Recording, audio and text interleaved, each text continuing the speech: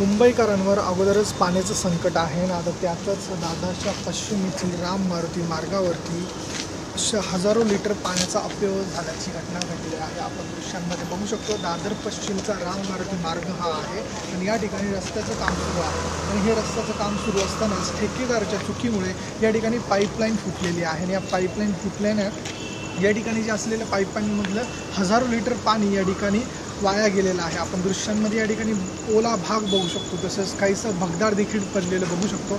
हे पाण्याचा अपव्यय झाल्याने, पाण्याचा मोठा प्रेशर असल्याने या ठिकाणी सर्वत्र पाणी पसरलेलं दिसून येत आहे। दादर पश्चिममधला हा परिसर आहे। ठेकेदाराचं या ठिकाणी रस्त्याचं काम सुरू आहे।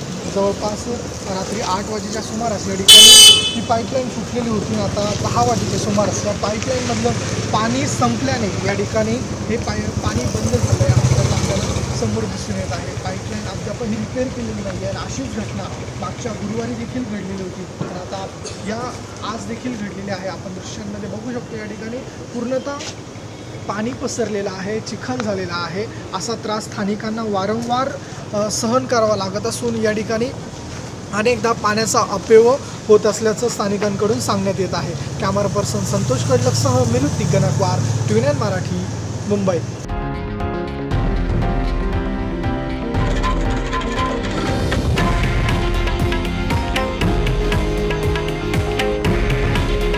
हे आहे देशातील नंबर 1 न्यूज नेटवर्क आणि आपण पाहत आहात TV9 मराठी। काळजी तुमची, हित महाराष्ट्राचं।